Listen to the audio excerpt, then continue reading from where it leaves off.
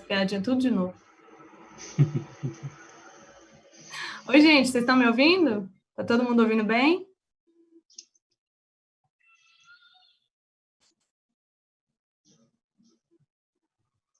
Agora foi, vou ter que apresentar de novo.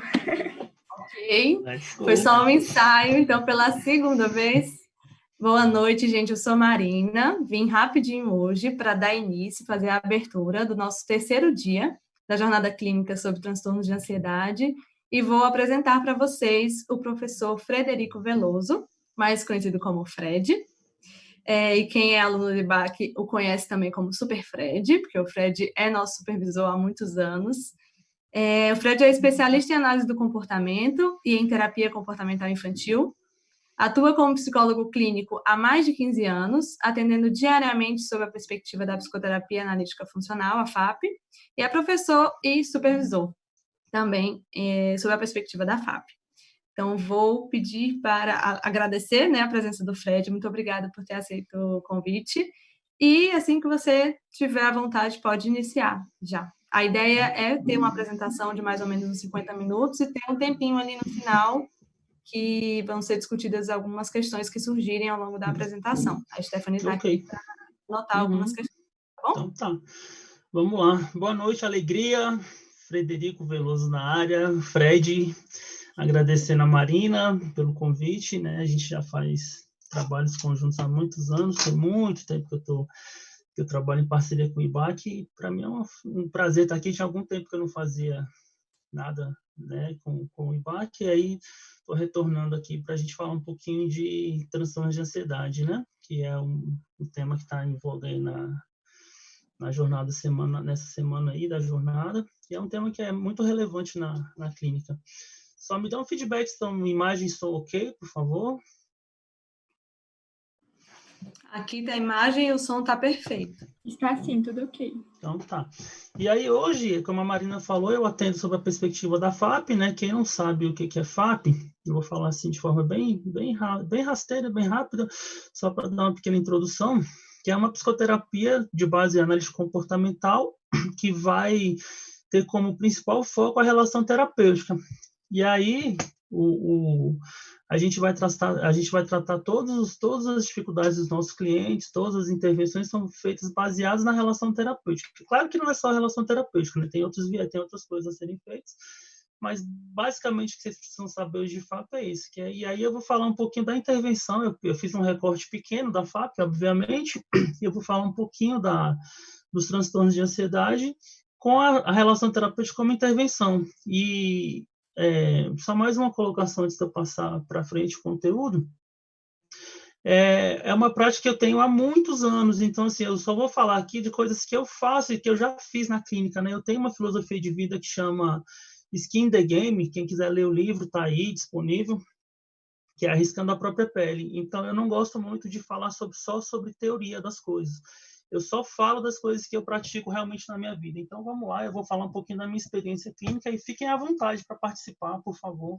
Eu gostaria que o bate-papo fosse interativo, mas como a gente está nesse momento de pandemia, no final a gente bate um papo, tá? Então, vamos lá. Os transtornos de ansiedade, eles são colocados como os transtornos dentro da classificação geral, como um transtorno mental. E a definição geral dele é uma grande variedade de condições que afetam o humor, raciocínio e comportamento. Condições essas que são cognitivas, são fisiológicas e são comportamentais. Então, por isso ele é considerado um transtorno, porque ele tem uma abrangência elevada. Tá?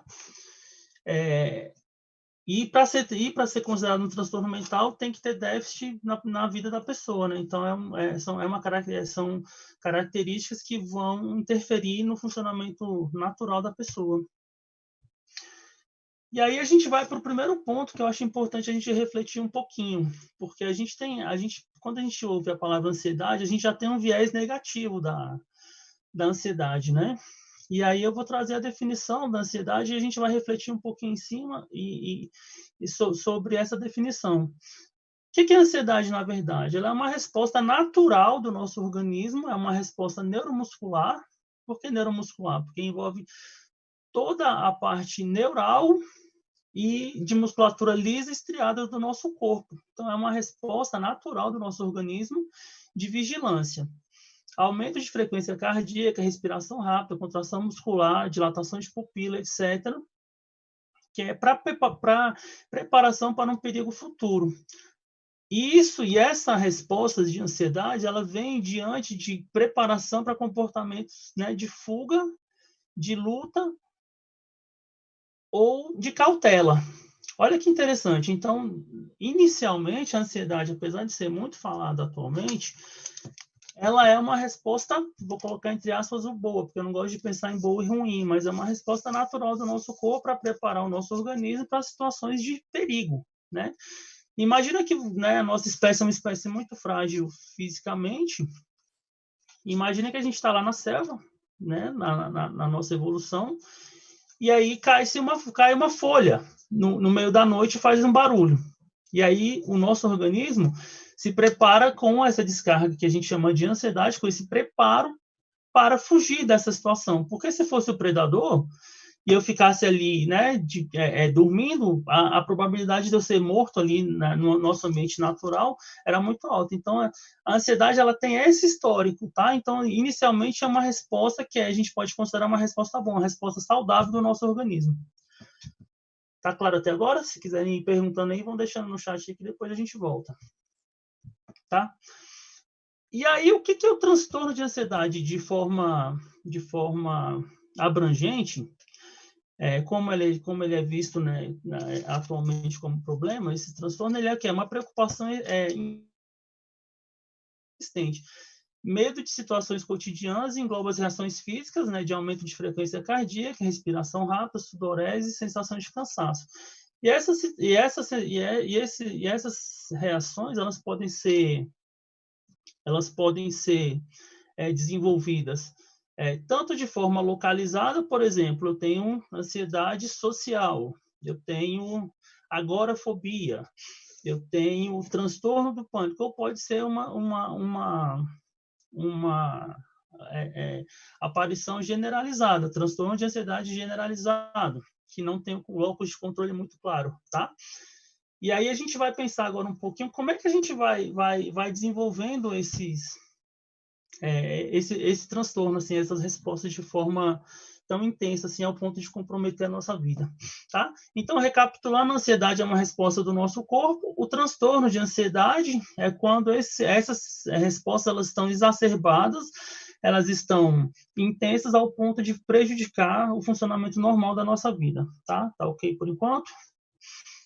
E por que a análise do comportamento ela começou a se propor a estudar os transtornos comportamentais ou mentais? Porque na nossa história a gente ficou devendo isso, né? Assim, na década de 60, década de 70, os analistas do comportamento, os terapeutas comportamentais, eram ditos como solucionadores de problemas simples, tá? Então a gente precisava provar que conseguia lidar com fenômenos complexos, como os transtornos mentais. E por isso levou-se essa prerrogativa para o laboratório e começou -se a estudar modelos experimentais de psicopatologia. Então, esses modelos que a gente pensa hoje, por exemplo, depressão, transtorno de ansiedade, e outros aí, a gente veio entrar na análise do comportamento como foco de estudo, porque a gente era tido como solucionadores de problemas simples. Então, assim, a pessoa tem medo de cachorro, vai lá e faz uma terapia comportamental, ela perde medo do cachorro, ela tem medo de voar. E aí, não, a gente começou a se interessar pelos problemas mais complexos do ser humano, né? E aí veio toda a história da terceira onda comportamental, da terapia comportamental, que não é o foco agora. E é por isso que a gente está estudando hoje os transtornos comportamentais. E a gente obteve sucesso nessa missão, né? A terapia comportamental hoje ela é bem efetiva na solução de qualquer tipo de problema humano, né? Assim, as pessoas até falam que eu sou xiita, né? Porque eu falo que eu só estudei e só estudo uma coisa na minha vida, que é a análise do comportamento, tá? E os modelos experimentais eles ajudaram muito ao entendimento. Um exemplo bem famoso é o estudo do modelo experimental de desamparo aprendido, que pode ser um tipo de depressão, Então, tem experimentos lá feitos com cachorro, que mostra como é que ele pode desenvolver lá o desamparo aprendido. Tem vários experimentos aversivos com ratos também, que são muito interessantes. Assim, você coloca o ratinho na caixa de Skinner, precede ele um choque, precede ele pelo aparecimento de uma luz, então ele desenvolve respostas de ansiedade diante daquela luz. Então é o seguinte, você coloca o rato lá, acende uma luz vermelha e depois que essa luz vermelha é acesa, ele leva um choque. Então ele desenvolve ali alguns comportamentos que a gente consegue fazer uma pequena leitura de como se fosse um desenvolvimento de comportamentos ansiosos. Então, assim, tem muito experimento aí, se vocês quiserem depois pesquisarem, tem muitos artigos muito interessantes que vão falando aí dos modelos experimentais mesmo. E uma coisa que eu fiz muito ao longo da minha prática foi ler esses experimentos e tentar fazer a transposição. É quase como se fosse uma filosofia mesmo, assim, porque tem poucos experimentos com humanos, assim, né?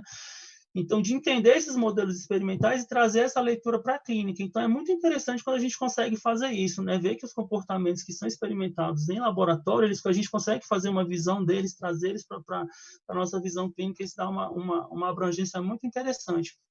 E aí eu vou fazer um parênteses aqui, que nem todos os nossos quadros humanos, desculpa, eles estão descritos nos modelos experimentais. Então, a gente não pode tentar achar todas as respostas dos nossos clientes nos modelos experimentais, mas todos os nossos problemas e os problemas dos nossos clientes, eles podem ser analisados de forma funcional, dentro de uma análise funcional.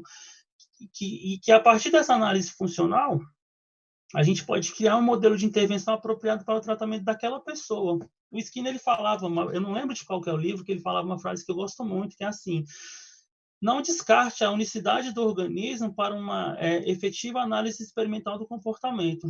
E aí, se a gente traduz essa frase, a gente vai entender que cada pessoa, que cada cliente, ele tem, né, por mais que os comportamentos sejam parecidos e tenham a mesma topografia, a mesma forma, eles vão ter uma história única, e a gente pode, a partir desse ferramental, desculpa, assim, que é a análise funcional, a gente desenvolver intervenções específicas para o cliente, tá?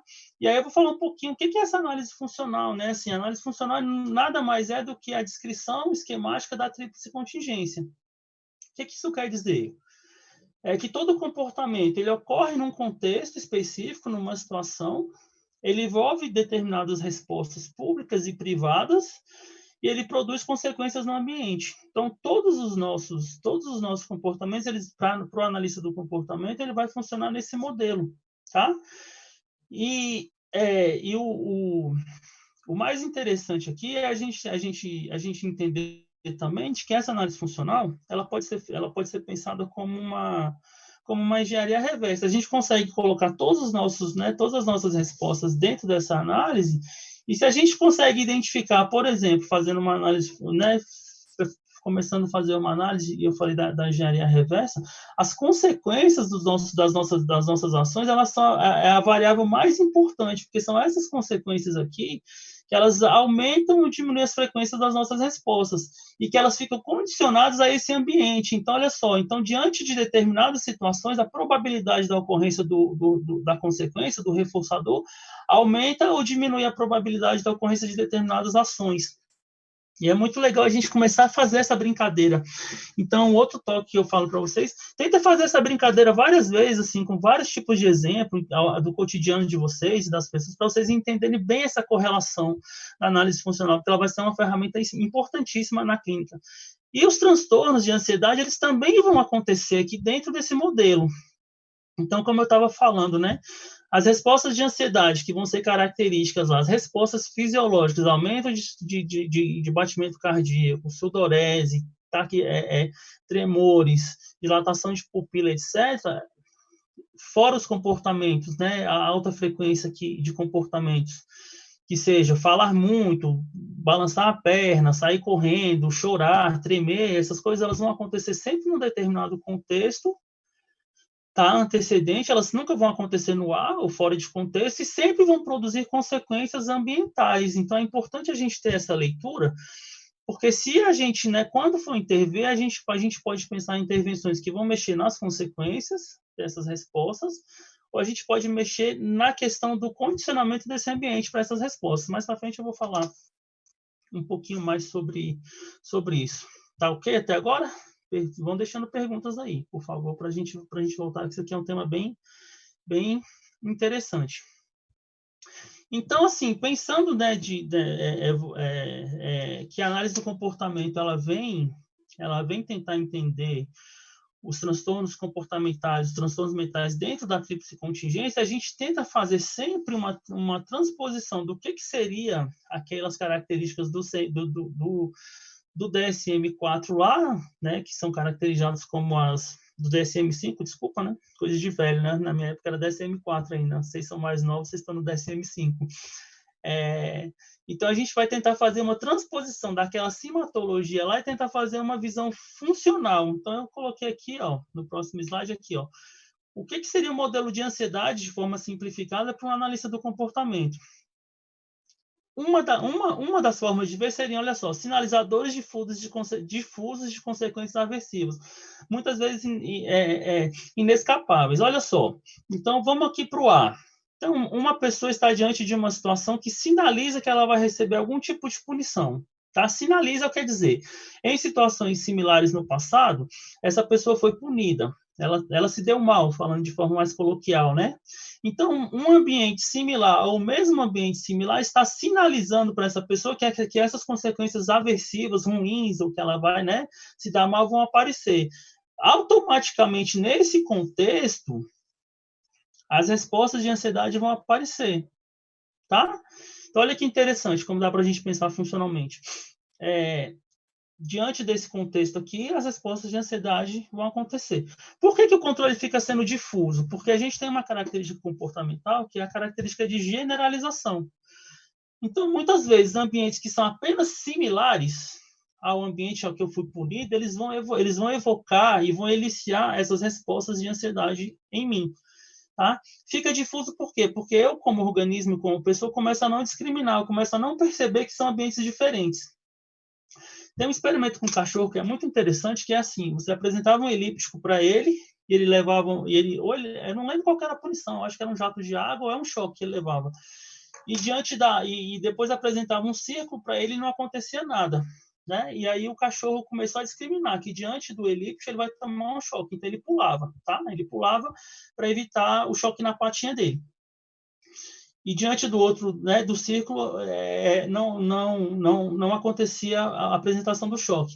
E o experimentador foi juntando o elíptico e o círculo até que eles se sobrepuseram, e o cachorro não conseguia mais discriminar quando que um ou outro estava controlando a contingência, e ele não conseguia mais discriminar quando o choque viria. Então, o comportamento dele foi ficando desorganizado, ao ponto dele correr atrás do rabo, dele ganir. Então, para variar de novo, eu não vou lembrar o nome do experimento, que é uma dificuldade minha, assim, de lembrar nome de autores. Então, olha só que interessante, assim, né? Então, o controle de estímulo ele vai ficando difuso, então a pessoa vai começando a ter dificuldade de perceber quando que ele vai ser punido ou não. Qual que é a maior probabilidade ou a menor probabilidade? Contingências de reforçamento, deixa eu tirar aqui, com apresentação de consequência. O que eu quero dizer com isso? É uma outra forma de pensar a ansiedade, né? Então, tem uma contingência aqui onde, num determinado ambiente, ele precisa emitir uma resposta que vai remover a punição. Por exemplo, você está tomando uma bronca lá da sua mãe por você ter feito alguma coisa, você aprendeu que se você pedir desculpa, ela vai parar de brigar contigo. Então, você pede desculpa, aquela punição cessa. Mas antes do cessar essa punição, você está num contexto em comportamentos de ansiedade. Então, até se cessar a punição, até você conseguir cessar a punição, a apresentação do estímulo, né, aversivo lá, as respostas de ansiedade vão ficar variando com a probabilidade de aumento. Tá? Tá claro aí, por enquanto? Consequência de reforçamento negativo com atraso da consequência. O que isso quer dizer? Que aqui o controle aqui, ele só está ambiental, a consequência ela não vai ser apresentada imediatamente, é o que a gente chama de esquiva. Então, o controle está aqui no ambiente, então, diante desse determinado ambiente aqui, o meu organismo é sinalizado que vão vir... Professor, Pode falar. Só um minuto, que travou um pouquinho aqui. Ok. Travou aonde, Stephanie? No YouTube, eles não Não, estão mas travou em qual slide? Você sabe me dizer? no anterior a esse. No anterior, esse, então tem que voltar, né? Isso. Calma aí. Tá. Pronto, pode continuar. Pode voltar? Pergunta pro pessoal, por favor. Pessoal, até onde vocês ouviram, por favor, para eu retomar aqui, para a gente não quebrar o raciocínio de vocês. O pessoal falou que foi na parte de consequência mesmo. Ah, então onde eu estava mesmo, né? Aqui, né? Isso. Então tá, então vamos lá. Eu estava falando aqui das contingências de reforçamento negativo com atraso da consequência, que é o que a gente chama, que é o comportamento de esquiva. Então, nessa visão, olha só, então são três, eu já estou apresentando para vocês três formas de analisar funcionalmente, claro que existem várias, assim, eu fiz um pequeno recorte, tá? Então, nesse exemplo aqui da esquiva, diante de um determinado ambiente, você está num determinado ambiente onde sinaliza, o seu organismo é sinalizado, a pessoa é sinalizada que vão vir reforçadores, só que esses reforçadores, esses punidores, né, eles não acontecem de forma imediata, então há um atraso no aparecimento deles. Então esse organismo ele tende a sair correndo desse lugar antes do aparecimento dessa punição. E aqui é um padrão de esquiva. Ele não remove a punição, mas ele fica sob controle dela, né? Sob o controle intermitente dela. Então as respostas de ansiedade elas vão ficar variando com probabilidade para cima, tá? Isso é o que a gente chama de padrão de esquiva. E aí a mesma coisa, assim, contingência de reforçamento, aqui de novo a esquiva com outro modelo funcional.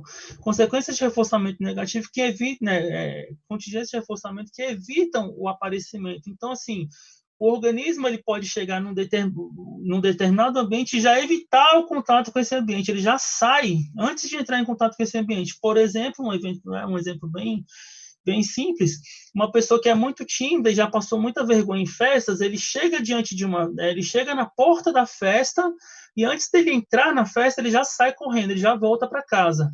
Então, é um padrão de esquiva, e aí, enquanto ele está sob controle dessa contingência, de esquiva dessa contingência, ele vai estar com as respostas de ansiedade com probabilidade de aumento. Tá? Então, quando eu falo probabilidade de aumento, é porque a gente não tem certeza, né? A gente pensa em análise do comportamento com probabilidades, tá? Então, é isso. Tudo bem até aí? O som ok? Estão me ouvindo direitinho? Tudo ok. Tudo ok, né?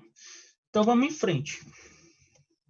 E aí eu queria gastar uns 2 minutinhos com essa pergunta aqui. Quais são os punidores mais presentes na vida de uma pessoa? Deixa no chat aí, a Stephanie vai ler para mim algumas respostas, por favor. O que vocês acham? Quais são os punidores mais presentes na vida de uma pessoa? Podem pensar na vida de vocês mesmo. Vamos lá interagir? Vamos lá, pessoal? Vamos interagir? Tem um pouco de delay, professor. Aí eles estão ouvindo agora. Tá, ok. É porque eu estou ansioso. Alguém? Um falou fome, outros Fome. ausência de dinheiro, medo, chefe, trabalho, família, insegurança. Tá, legal. Então vamos lá. Boa, valeu, pessoal, pelas respostas aí. Medo, insegurança, vamos dizer assim, falou outros sentimentos, eles vão ser consequências dessas situações de ansiedade ou de punição que a gente está falando. Mas os punidores mais presentes na vida de uma pessoa são críticas,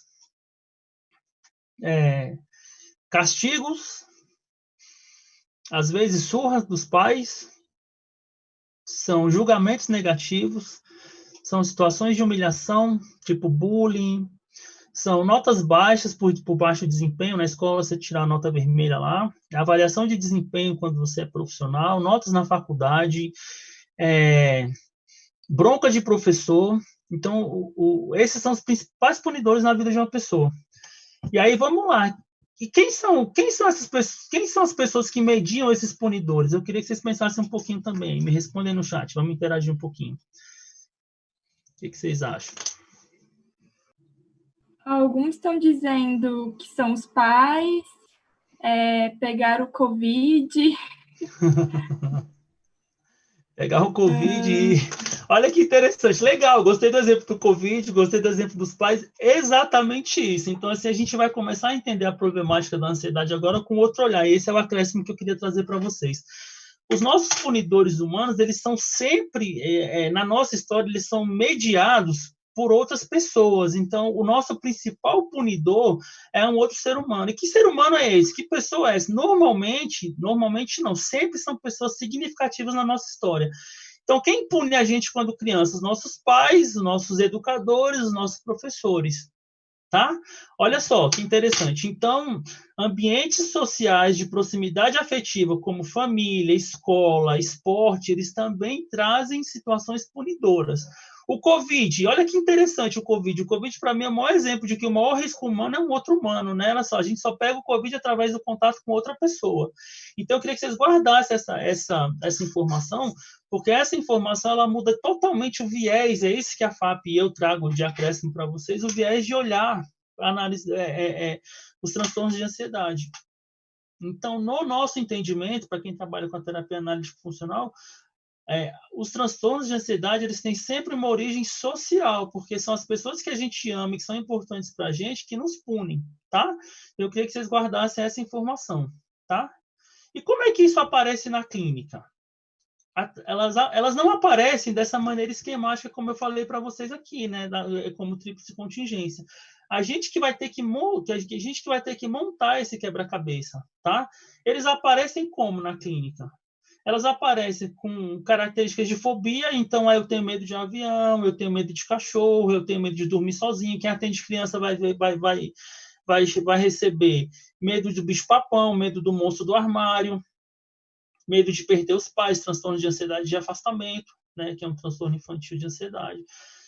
Vão aparecer com relatos de abuso, né, de ou abuso sexual, abuso emocional, abuso físico, surras e tudo, ou com traumas, situações que foram traumáticas no passado, que hoje elas eliciam e elas evocam comportamentos de ansiedade, tá? Alguém consegue pensar em exemplos aí dessas três situações que eu coloquei? Se conseguirem, coloca aí no chat que a Stephanie vai me passando, tá? Então, a ansiedade nesse modelo, ela vai ser caracterizada por comportamentos de alta frequência. Então, olha só, uma pessoa que tem fobia diante do ambiente... Então, eu vou voltar aqui o slide da análise da análise. Então, diante do estímulo fóbico, que pode ser o avião, o cachorro ou um shopping, com muitas pessoas, ela vai emitir uma frequência altíssima de respostas de ansiedade, taquicardia, sudorese e comportamentos de respirar, perder o ar e de sair correndo desse lugar. Então, assim, vão ser caracterizados por comportamentos de alta frequência que trazem prejuízos às pessoas, né? Então, assim, comportamentos de ansiedade, eles prejudicam o aparecimento de comportamentos mais adaptativos naqueles contextos, né? E eles sempre vão ter função de fuga e esquiva, tá, gente? Então, o que eu estou querendo dizer para vocês? Que o controle da ansiedade é sempre um controle aversivo. Isso é outra informação que vocês precisam guardar muito. Então, se chegar um cliente para vocês se queixando de transtorno de ansiedade, comece a procurar na história dele e no contexto atual dele situações de controle aversivo, onde ele tem sinalizadores de punição ou que eles estão realmente sendo punidos. Em vez de vocês ficarem atentos à sintomatologia da ansiedade, o que a pessoa sente quando está ansiosa, a gente vai trazer o olhar para os contextos onde essa pessoa está inserida, né? Onde ela está precisando emitir comportamentos de fuga e esquiva com muita frequência. E, principalmente, que é o acréscimo que eu estou trazendo para vocês, os contextos sociais, tá? Isso aí é muito importante da gente tá frisando, tá? Pessoal, tá claro até agora? Alguém tem alguma pergunta aí, algum comentário? Vai deixando aí no chat que a gente vai falar da intervenção. Então, olha só. Então, a FAP, né, como ela é uma terapia baseada na relação terapêutica, e a gente está entendendo os transtornos de ansiedade como transtornos que têm origem social. Olha que interessante. Então, a relação terapêutica ela vai ser o instrumental mais efetivo para que a gente trabalhe e ajude os nossos clientes a resolverem essas dificuldades dele. E o que é a relação terapêutica, né? Dentro da ótica da FAP? É um encontro entre duas pessoas E por que eu falo duas pessoas? Eu até coloco esse desenhozinho que foi a minha filha que fez quando ela tinha, acho que uns 5, 6 anos, e eu venho carregando ele comigo. Eu achei ele super bonitinho. Ela fazia terapia, eu perguntei para ela como é que era a terapia, e ela fez esse desenhozinho aí. Então, olha só, é um encontro entre duas pessoas. E por que pessoas? Porque nós somos pessoas também, como terapeutas, que vão encontrar outras pessoas dentro do nosso consultório, que são os nossos clientes, que têm as dificuldades dele, e a gente tem as nossas dificuldades, a nossa história de vida também. Então, essas duas histórias de vida, elas vão se encontrar dentro de um setting terapêutico, onde o cliente vai vir com o repertório comportamental dele. O terapeuta vai vir com todo o repertório comportamental dele. Quando eu falo repertório comportamental, é todo mesmo as nossas crenças, as nossas regras, as nossas dificuldades, os nossos gostos. A gente vai entrar com tudo isso na terapia, tá? O cliente vai trazer especificamente uma queixa. Dessa queixa, a gente vai fazer análises funcionais e vai tentar chegar nas reais demandas desse cliente. Um exemplo aqui que está claro que hipotético, o cliente chega com medo de avião, e a gente vai descobrir que ele tem uma dificuldade tremenda em perder o controle das coisas, porque na história dele, toda vez que ele se sentia, ou se ele se percebia sem controle, ele era muito punido, aconteciam coisas muito ruins. Ou quando ele perdeu o controle de uma empresa, ele faliu, então essa coisa foi generalizada até chegar no medo de situações onde a gente perde o controle, tá? Então, se isso seria transformar queixas em demandas, que é uma outra aula que eu posso dar depois, se vocês quiserem falar dela, a gente pode falar, em um outro momento, tá? E a relação terapêutica, ela vai ser inicialmente, uma audiência não punitiva. Fred, o que é audiência não punitiva? Tá? A audiência não punitiva é criar um ambiente de encontro onde o cliente ele não vai ter quase nenhum tipo de julgamento, porque a gente é pessoa, a gente vai emitir algum tipo de julgamento também em algum momento sem querer, onde ele possa contar qualquer coisa da vida dele que a gente não o julgue, né? Que a gente o aceite. Então, olha só, Fred, eu matei meu vizinho ontem. E aí eu vou perguntar para o meu cliente, e aí, como é que foi essa experiência para você? Obviamente, eu estou dando um exemplo bem caricato e bem extremista, mas só para vocês entenderem o contexto assim, do que seria audiência não punitiva. E essa relação terapêutica, ela vai desenvolvendo uma proximidade afetiva. O que eu quero dizer com proximidade afetiva? O que eu quero dizer com proximidade afetiva? Volta um pouquinho no que eu estava falando, né? Se os transtornos de ansiedade são transtornos que têm origem social, e os nossos clientes, eles vão desenvolvendo transtornos de ansiedade por generalização, e o estímulo mais presente na vida de uma pessoa são outras pessoas, então o locus de controle normalmente está nas interações sociais, apesar das pessoas, da maioria dos terapeutas procurarem os lugares físicos, a gente não procura isso, a gente procura os ambientes sociais dessa pessoa. Então, quando a gente vai desenvolvendo uma proximidade afetiva, a gente já está fazendo uma intervenção, a gente está mostrando para o cliente que uma interação, eu vou falar mais para frente com mais detalhes, que uma interação humana, ela pode ser não punitiva, onde ele pode ser aceito, ele pode se colocar da maneira que ele é, e que isso não vai gerar punição, tá? Eu vou pular esse slide aqui, que ele está fora de contexto. Eu ia usar ele, mas não vou usar.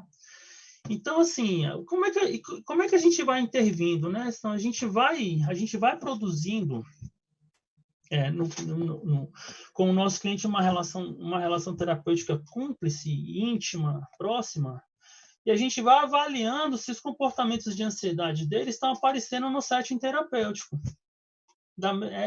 E aí a gente vai avaliando esse setting terapêutico e os comportamentos dele não com a forma deles, não como ele faz lá fora da mesma maneira. Por exemplo, uma pessoa, vou pegar o exemplo do avião, uma pessoa que teve uma história, né, com situações de perda de controle, e ele teve punições muito intensas, e agora ele apresenta medos específicos de situações onde ele está sem controle, por exemplo, um avião, ou ele está no carro, né, onde ele é passageiro.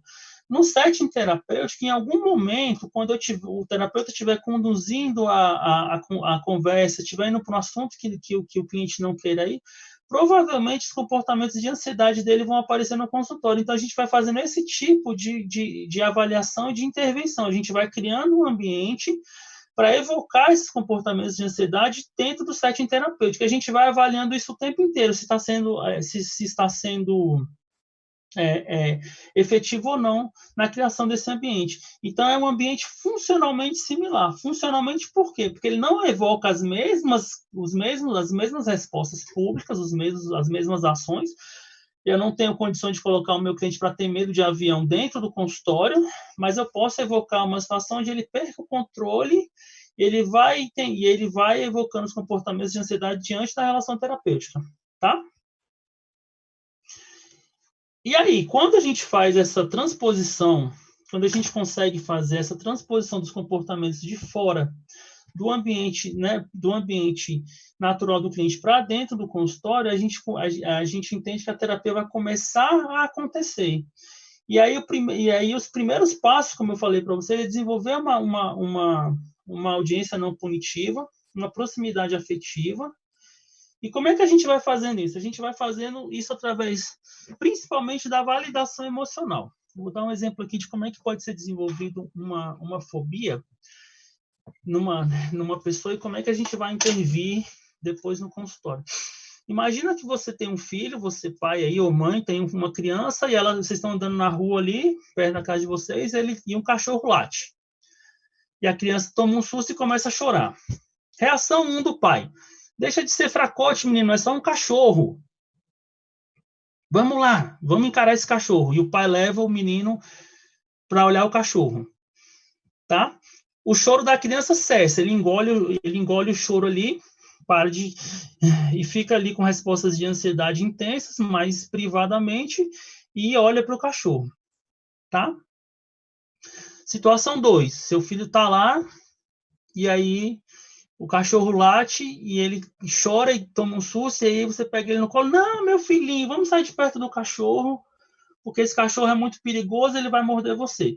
Então você remove ele do ambiente, está assustando ele lá diante do cachorro, do latido do cachorro, protegendo ele e as respostas de ansiedade dele acontecendo lá até elas pararem.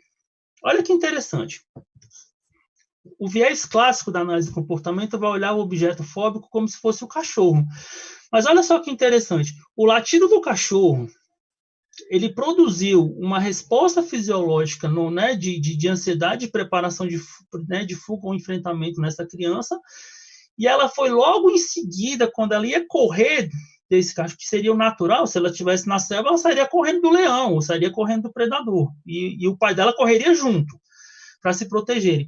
Mas o que aconteceu no primeiro exemplo? Houve uma punição associada a esse comportamento. Então, a gente tem vou usar um termo aqui, depois vocês quiserem aprofundar, vocês podem também, um condicionamento da situação de ansiedade com o pai, com a pessoa. Então, olha só, o principal, e dentro dessa situação aí, provavelmente a punição mais intensa é a punição do pai, porque a criança vai se sentir muito pior com o julgamento, com a bronca do pai, às vezes até com o tapa do pai, ou com a forma intensa que ele levar a criança para olhar para o cachorro.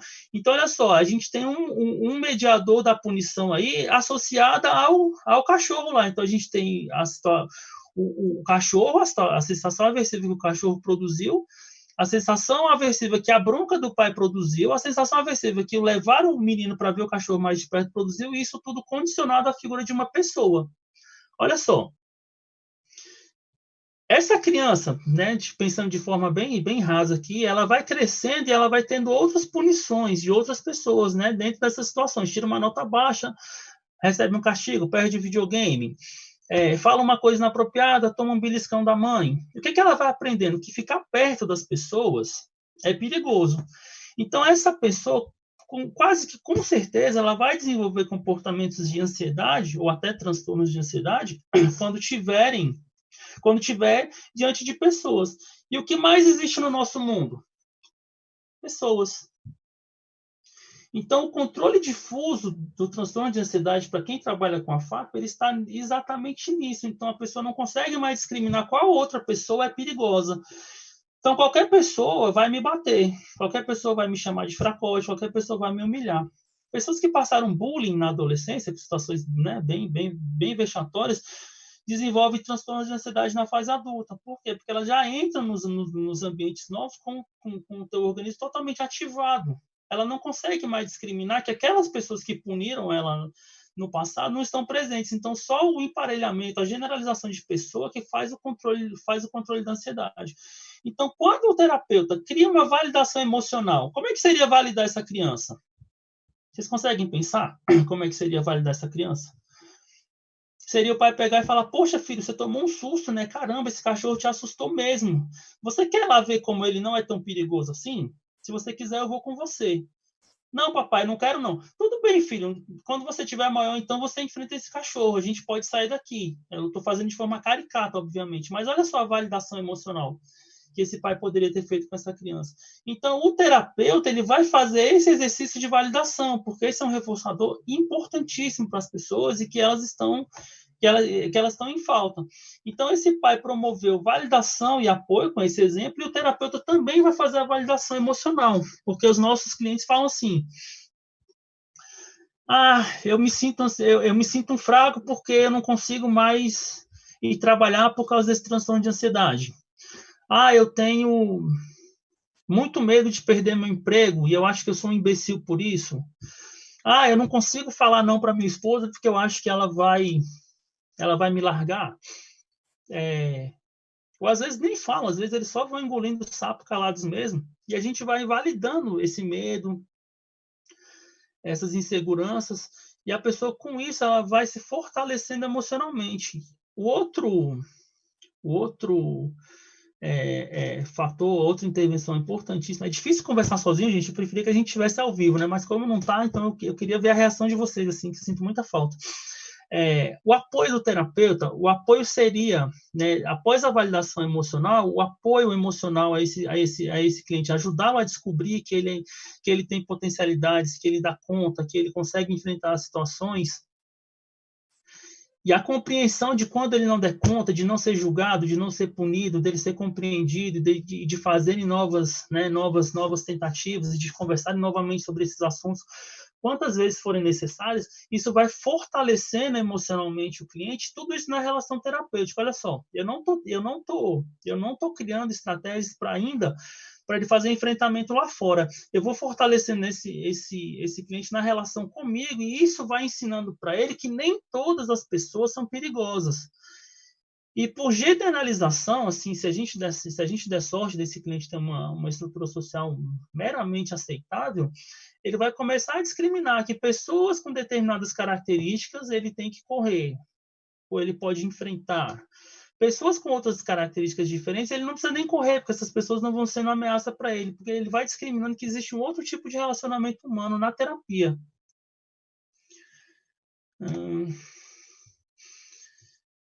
Um outro fator importante que também vai sendo contra-ansiogênico, que seria os esclarecimentos. Por exemplo, esse exemplo que eu dei do cachorro, né? A gente refazer essas leituras e os clientes entenderem que eles não são fracos, que eles não são defeituosos, que eles têm uma história para sentir o que sentem e se comportarem da forma que se comportam, serve como, não acho uma palavra melhor, como um certo alívio, assim, ele começa a se sentir um pouco mais natural, normal, entendendo que essas reações elas têm uma história e um porquê de ser, e isso às vezes os motivam a enfrentar os medos. Então, peraí, poxa, eu perdi o controle quando eu tinha 25 anos e falei a minha empresa, mas pô, hoje eu tenho 43, eu posso soltar um pouco o controle da minha vida, que eu acho que não vai, né? Ele começa a se sentir um pouco mais capaz de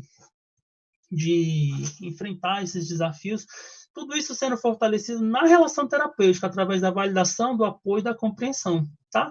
E a exposição emocional, que é o último recurso que a gente faz depois de ter uma relação terapêutica, né? Um vínculo, uma aliança terapêutica, uma validação emocional, esclarecimentos, a gente pode fazer a exposição emocional, que seria ajudar o cliente a realmente se expor a essas situações, ou imaginativamente conversando com a gente em consultório, ou você criar estratégias para ajudar esse cliente a ir com você enfrentar determinadas situações, ou ele se expor e ter você como apoio. Hoje em dia é muito fácil fazer isso, quando a gente tem celular e até aplicativos que a gente possa fazer contato, ou a gente ir mesmo com o cliente em situações de enfrentamento de situações de ansiedade, tá? Mas isso aqui dá para aprofundar muito mais. Eu fiz só um pequeno recorte do que seria a visão da FAP para análise para os transtornos de ansiedade, como é que a gente intervém. Claro que tem muito o que falar, assim, daria para a gente explorar muito mais. Eu vou abrir esses 12 minutinhos que a gente tem aí, que é, né, para a gente trocar ideias e perguntas e esclarecer algumas coisas. Pode ser? Vamos lá? Olá, professor. O pessoal falou que está com você, quando você perguntou aí, que é ruim, né, não ter essa interação. Estão gostando da aula? Tivemos algumas perguntas durante a aula, vou passar aqui algumas, tá bom? Tá. A Viviane Sabino perguntou: o que pode ter acontecido com a pessoa que não tem mais essas reações naturais de fuga frente ao perigo? Viviane, né? Isso. Viviane, um organismo saudável, ele vai ter essas respostas. O que essa pessoa vai ter aprendido normalmente vai ser a dizer que não tem e a suportar essas reações, ao ponto dela quase se desligar, dela não perceber mais. Um exemplo de uma pessoa que eu estava atendendo hoje de manhã, eu estava tentando mostrar para ela, né? Um exemplo é que ela estava cansada e ela estava falando assim, mas eu aguento. Eu falei, sim, você aguenta, mas você está cansado. Ah, mas eu aguento mais um pouco. Então a pessoa se distancia do seu organismo. O que vai acontecer com essa pessoa? Se for uma situação de cansaço, como era esse meu cliente, ele vai exaurir. Uma pessoa estiver numa situação aversiva e se ele não responder a essas percepções do próprio organismo, ele vai colapsar, ele vai ter uma crise de ansiedade intensa, onde ele vai perder totalmente o controle, e tem exemplos na literatura e até clínicos que eu já acompanhei de perder controle de esfíncter, controle urinário, choros compulsivos, aquela crise de ansiedade que a pessoa treme toda e que ela perde o controle. Então, é por aí que vai acontecer. Respondi? Próxima. Então, vamos lá. Não sei se ela ouviu a resposta, né, do que eu falei. Tá. Eu vou então, colocar outras perguntas, tá bom? Então, vamos lá. A Luíse perguntou: se o tratamento do cliente tiver o foco na resposta, quando ele voltar para o mesmo ambiente, a ocorrência da resposta não voltaria por conta do mesmo ambiente como possível estímulo? Boa pergunta, adorei a pergunta. Se você pensar que você vai prever respostas e desenvolver novas respostas, como treinamento em consultório, e você olhar para o objeto fóbico como aquele específico, sei lá, por exemplo, avião, escuro, coisa específica, vai ocorrer sim. E essa é uma crítica que os analistas do comportamento ouviram e ouvem até hoje, assim, sem muito fundamento. Mas como o nosso enfoque é na relação, a gente vai entender que o controle das respostas está nas relações humanas, e quando ele desenvolver uma relação onde ele tem validação emocional, onde tem apoio, compreensão, e aí ele vai se fortalecendo para enfrentar essas outras relações, a probabilidade é que essas respostas que ele vai desenvolvendo comigo vão se generalizando, e ele vai estar um pouco mais forte para enfrentar esses ambientes, tá? Então, o mais importante vai ser observar o locus de controle que você está analisando. Ixi, alguém está com o microfone aberto aí e está fazendo um bom barulho. Acho que é o Jailton. Aí, obrigado, Jailton. Próxima. A próxima, entendi, professor, obrigada. A próxima é da Mainara.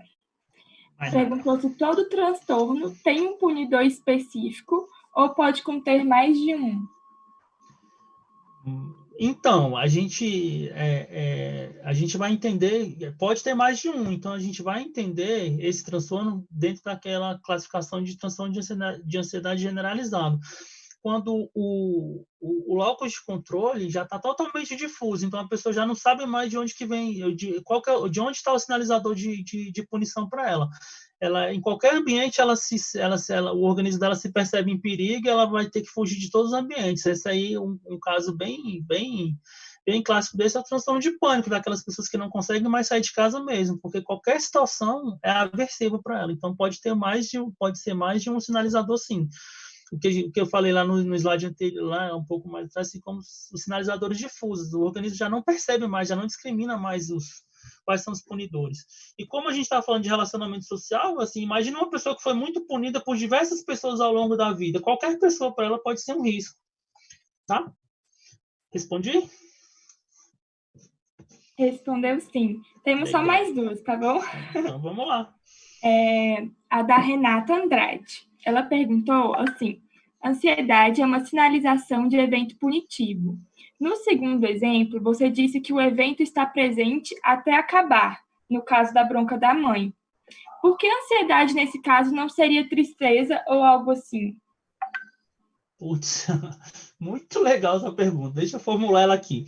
Por que a ansiedade não seria tristeza ou qual que é o complemento? Não seria tristeza ou o quê? Né? Ou alguma outra coisa do gênero, né? Do tipo. Pensando assim de forma bem rasa, porque eu teria que fazer uma formulação. Gostei muito da tua pergunta, até porque me fez pensar. Mas a tristeza, eu entendo que ela é uma punição branda, não muito intensa, que não colapsa o organismo, que ela não tem remoção. Ou a remoção dela leva-se muito tempo, então fica e é sempre uma remoção. A tristeza ela é consequência de uma remoção de reforçadores importantes. Então, quando você perde uma pessoa muito importante, quando você termina um namoro, quando alguém morre, quando alguém viaja, muda de cidade, que é muito importante para você, esse sentimento ele vai porque você não consegue remover aquela condição.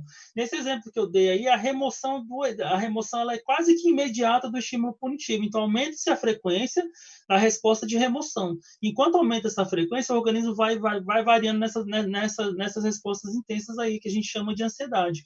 Na tristeza, não. A perda do reforçador ele é contínua até você substituir aquele reforçador, até você entrar em contato com um reforçador tão poderoso quanto, ou até você recuperar aquele reforçador, tá? Entendi, professor. Ficou claro, sim. Como a gente perdeu aqui os comentários, estamos só no Instagram, o Instagram já vai, daqui 4 minutos, acabar com a live. Então, tem mais uma pergunta? Tem mais uma. Você conseguiu responder eu enquanto... eu tento. O Samuel perguntou se na FAP, como que ocorre essa generalização dos ganhos comportamentais do setting para o ambiente natural do cliente? Como é o nome dele? Samuel, muito legal essa pergunta também, obrigado. Samuel, a primeira coisa que o comportamento ele tem uma característica em si mesmo, que é a generalização. Então, parte desses comportamentos eles vão sendo generalizados naturalmente. Se eles são fortalecidos no ambiente, eles vão se tratar do mesmo jeito que o medo é generalizado, né, que o problema é generalizado para a relação terapêutica, esses ganhos vão sendo generalizados de forma um pouco mais natural. Mas a gente também programa, o que eu estava falando aqui, disposição emocional, a gente programa situações para fazer a exposição e a avaliação se esses ganhos estão sendo constantes. Então, sei lá, depende do medo, a gente vai criar uma estratégia de entrar em contato com a situação, com a situação aversiva lá para ver se está diminuindo.